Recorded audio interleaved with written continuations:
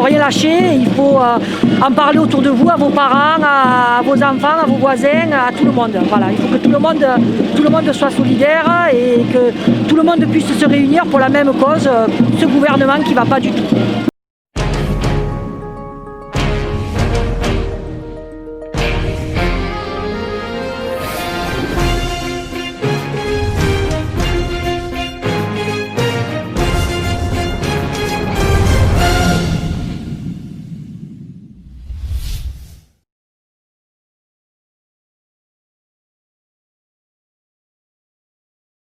Donc on reste laquelle?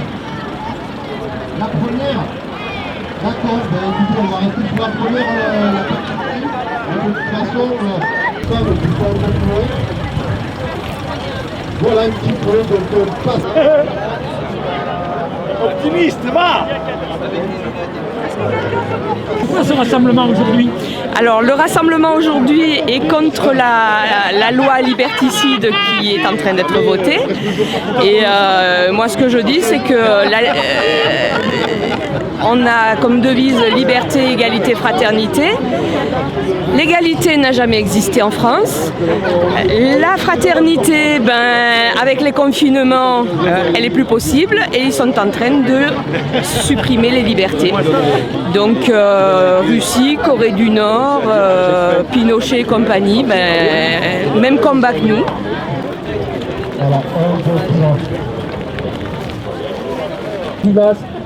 Y compris avec des outils juridiques, puisque contrairement à d'autres... Alors, après-midi, normalement, il aurait dû y avoir peut-être quelques policiers, mais il n'y en a pas. Donc, ben, ça arrive. Non, c'est pas eux. Je suis un peu, moi, personne.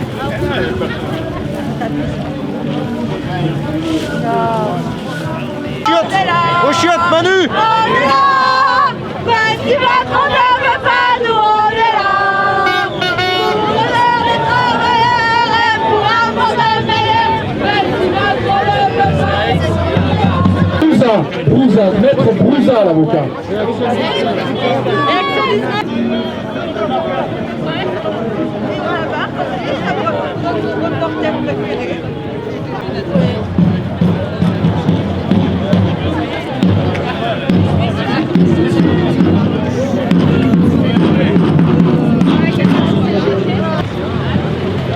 T'es chanceux Thomas. Hein.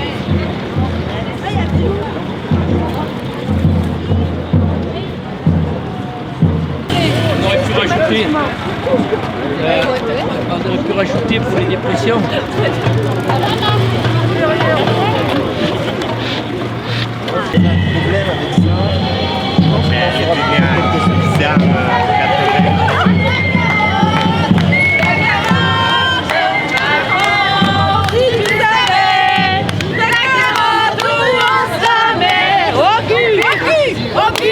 Aucune hésitation, c'est là, c'est là.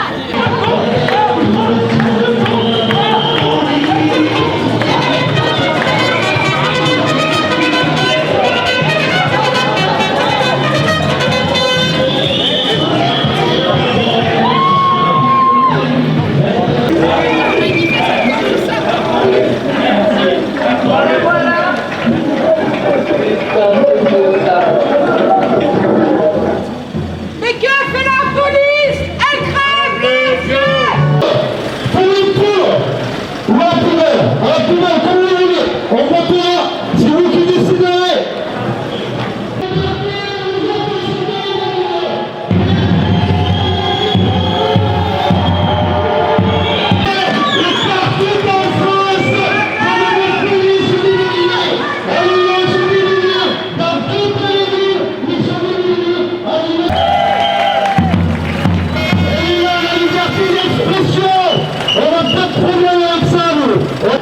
J'aimerais qu'il y en ait deux partout en France. Allez, on reprend la manif, tout doucement les amis.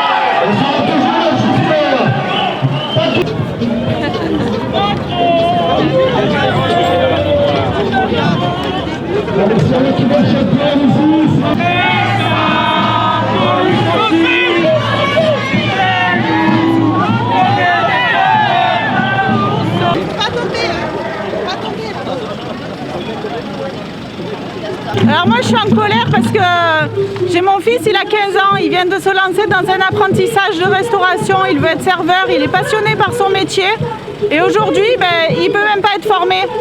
Il peut même pas être formé.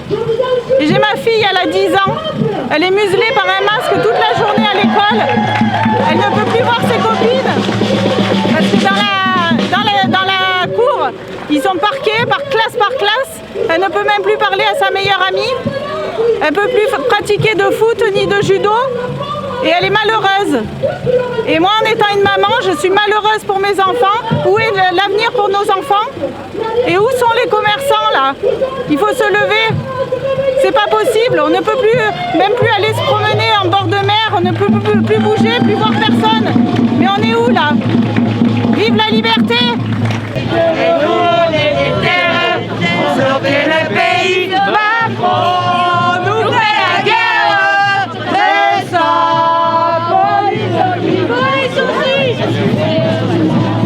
Dans ce métier, ils n'ont pas le droit.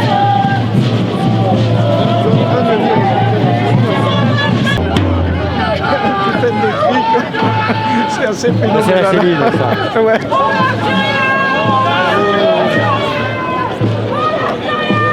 Moi, c'est la liberté, vraiment la liberté d'accepter qu'il y en ait qui fassent une chose et d'autres une autre, qu'on arrive à fonctionner, quelles que soient nos divergences, qu'on arrive à fonctionner avec les divergences. J'ai une phrase qui me plaît beaucoup, là, que j'ai marquée sur un panneau, c'est je ne suis pas d'accord avec ce que vous dites, mais je me battrai pour que vous puissiez le dire.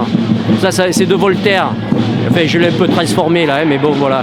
Et moi, c'est ça que je... Voilà, et puis, là, je suis content d'être avec les copains, de retrouver des vieilles connaissances. Les jeunes, ils sont très petits peu de bras de conseil.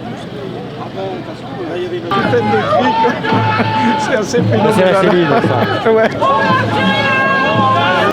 J'ai vraiment besoin de parents qui peuvent venir avec moi devant l'école parce que je suis la seule, le seul absent de l'école, c'est mon fils. J'ai besoin de parents. Lundi, 16h30, s'il vous plaît, devant l'école, Bouquerie. En centre-ville, on est passé tout à l'heure devant. Moi, j'y serai en tout cas, comme tous les jours. Il se passe que mon fils est déscolarisé depuis le 2 novembre à cause de ce masque. Donc les enfants s'échangent le masque, ils saignent dans leur masque, ils ont tous de l'herpès et de l'eczéma, ils ont tous des croûtes là sous le nez à cause du masque. Mon fils a une maladie qui fait que il ne peut pas, c'est contre-indiqué de porter un masque, mais le directeur de l'école refuse le certificat médical. Par contre, il m'a dit vous pouvez faire l'instruction à domicile, mais moi je suis pas maîtresse. Mettre un arc-en-ciel ici qui dépasse.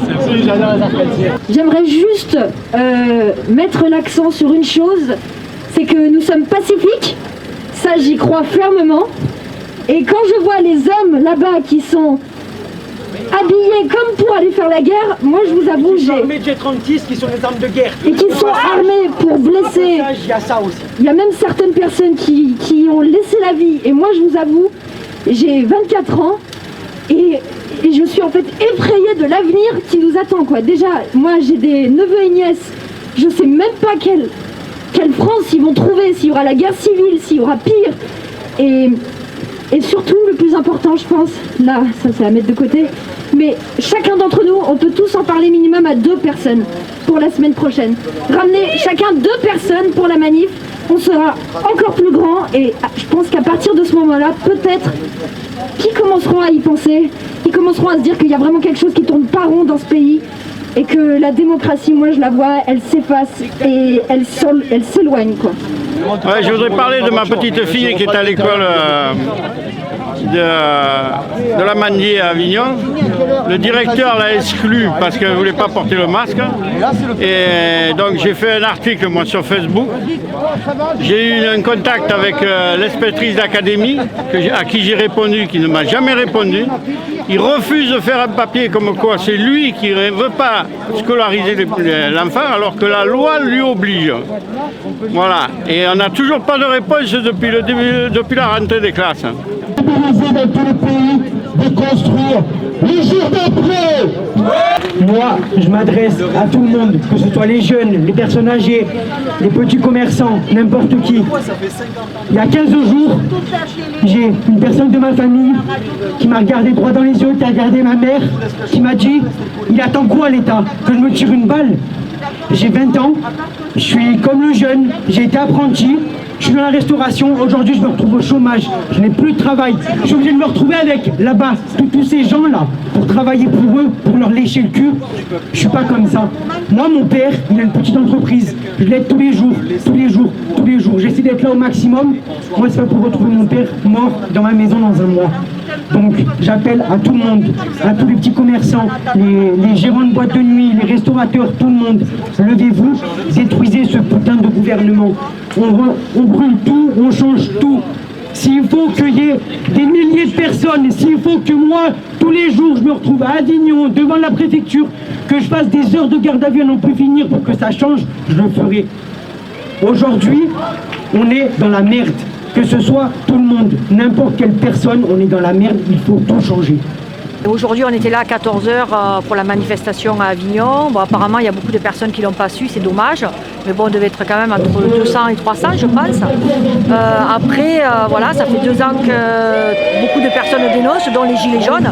Et là, en fait, c'est la convergence, c'est tout le monde, quoi. C'est les artisans, les commerçants, voilà, c'est tout le monde qui essaye voilà, tout le monde est concerné, les enfants, nos enfants, la liberté de tous. Voilà, il faut espérer que la semaine prochaine, il y ait plus de monde encore. Et il ne faut pas lâcher, il faut dénoncer ce gouvernement. Il faut se battre contre tout ça, Voilà, c'est pas normal que dans une démocratie, nos députés ne nous représentent pas, qu'ils arrivent à faire des lois entre eux sans consulter le peuple. On est quand même citoyens. La démocratie, ça serait qu'on puisse nous aussi donner notre avis et on n'est pas consulté, on n'est pas représenté. Et c'est une grande catastrophe pour l'avenir de nos enfants. Et voilà, nos anciens se sont battus pour qu'on ait des droits et il ne faut pas qu'on nous enlève nos droits, quoi. Et quant à cette loi là pour la police, pour plus qu'ils soient filmés, s'ils n'ont rien à se reprocher, je ne vois pas le souci. Maintenant, enlever cette liberté de pouvoir justement dénoncer les violences policières, moi ça me fait peur parce que je me dis ils auront une carte blanche. Voilà, ça me fait peur. Il ne faut rien lâcher, il faut en parler autour de vous, à vos parents, à vos enfants, à vos voisins, à tout le monde. Voilà, il faut que tout le monde soit solidaire et que tout le monde puisse se réunir pour la même cause, ce gouvernement qui ne va pas du tout. Ça me fait peur parce que nous, c'est la deuxième fois, moi-même, je suis artisan puisque j'ai un salon de coiffure sur Carpentras. C'est la deuxième fois qu'on est confiné, donc le personnel, chômage partiel, on ne sait pas quand c'est qu'on va ouvrir, on ne peut même pas mettre des choses en place puisqu'on ne sait pas si c'est le 1er, le 8 décembre, le 15, c'est un peu à leur bon vouloir. Mardi, le roi Telé, il va parler. On attend, on ne sait pas ce qui va se passer, mais c'est sûr que quand on voit ce qui se passe dans les grandes surfaces où les gens ils sont agglutinés, alors que nous on a fait le protocole à la lettre, on avait un client par personne, enfin une coiffeuse par client, il n'y a pas eu de cluster dans les salons de coiffure ni dans les instituts de beauté, donc on comprend pas pourquoi on a fermé, on comprend pas, voilà, tout le monde est dans le désarroi et je plains encore plus, nous on est dans la merde, mais je pense beaucoup aux restaurateurs aussi, qui eux ils annoncent peut-être une ouverture en janvier ou en février, c'est catastrophique, beaucoup de personnes vont se retrouver à la rue, il y en a qui ont fermé et il y en a même, je vais plus loin, il y en a même qui se suicident par rapport à ça et c'est lamentable, quoi. C'est les sans-abri. Ça, c'est quelque chose qui me tient beaucoup à cœur parce que c'est pas normal qu'aujourd'hui, en 2020, il y en ait encore qui meurent de froid ou de faim, ou c'est pas normal qu'il y ait des sans-abri dans la rue. On fait rien pour eux. Et Macron avait dit qu'en 2017, il n'y aurait plus personne dans la rue et c'est un menteur. Voilà, c'est un gros menteur. Voilà. Et du coup, il y a encore de plus en plus de gens précaires et il y en aura de plus en plus. Et il y aura de plus en plus de gens qui vont se retrouver à la rue. Et ça, c'est pas normal. Aujourd'hui, en 2020, c'est pas normal. On doit aussi être là pour les sans-abri. Ça, c'est quelque chose, voilà, on a plus facilement dans la vie de descendre que de monter. Voilà. Donc en fait, aujourd'hui, je parle, mais ça pourrait être moi un jour qui me retrouve à la rue. Donc j'aimerais, moi, quand j'en vois un, si je peux donner une pièce, je la donne. On en a croisé dans Avignon plusieurs là qui sont là comme ça, alors qu'il fait froid. Voilà, c'est pas normal. Voilà. Et ça, c'est quelque chose que, voilà, ça me prend bien à la gorge parce que voilà, on devrait tous pouvoir manger à notre faim et pouvoir avoir un toit pour dormir. Voilà. En France, ça devrait se passer comme ça. On est le pays des droits de l'homme et on devrait laisser personne sur le bord de la route. Et on était un pays qui était très, très riche et on part à l'abandon et on part à la dérive complètement. Alors je suis traiteur sur une petite commune du Vaucluse. Donc sur le premier confinement, je n'ai pas travailler du tout car moi je livrais des plateaux repas chez les personnes âgées et malheureusement il y en a qui m'a contaminé au Covid. Donc résultat des courses, j'ai eu une fermeture préfectorale. Donc impossibilité de pouvoir travailler pendant 2 mois et demi. J'ai des clients qui sont partis ailleurs bien sûr. Et maintenant lors du 2e confinement, malheureusement on n'a plus le droit de travailler du tout. Donc j'ai perdu pratiquement 90% de mon chiffre d'affaires. Donc voilà. Donc on va dire que votre commerce à l'heure actuelle, il est vraiment pratiquement en perdition. J'attends fin décembre. Fin décembre, ce sera sûrement la faillite. Si vous ne pouviez pas ouvrir au mois de décembre, pour vous, c'est la faillite, c'est terminé. Bonjour, moi aujourd'hui je voudrais représenter mon frère et ma belle-sœur qui viennent d'ouvrir un restaurant à Malaucène il y a 1 an. Premièrement, on a subi le premier confinement, donc au bout d'1 an de fermeture, c'était très compliqué. Et là, on a pu réouvrir cet été. On a pris en compte tout ce qu'on nous a demandé. On a respecté les distances de sécurité. On a fait respecter à nos clients toutes les mesures d'hygiène. Et encore une fois, on se retrouve à devoir fermer. On nous laisse quand même la chance de faire un petit peu d'emporter, mais bon, comme tout le monde le sait, c'est super compliqué. Je comprends pas et je cautionne pas qu'on puisse réouvrir tous les commerces, sauf les restaurateurs. On se retrouve encore une fois les derniers. Et je trouve ça juste inacceptable qu'on ne pense pas à nous et qu'on a encore les derniers. On sera les derniers à réouvrir. Je comprends pas comment le Covid peut plus circuler une fois assis à table qu'en circulant dans des grandes surfaces. Je comprends pas, nos clients ils sont assis, c'est pas comme s'ils se baladaient pendant tout leur repas. Ils vont une fois aux toilettes et quand ils se lèvent, ils se désinfectent les mains, ils portent leur masque. On respecte tout. Je comprends pas, qu'est-ce qu'on doit faire de plus? On prive les gens d'aller au restaurant, alors on leur permet de prendre de l'emporter, mais il n'y a plus aucun plaisir. Nous, notre métier, c'est pas ça. C'est le service, c'est l'assiette, c'est tout ça. On nous enlève tout notre métier. On ne peut plus rien faire.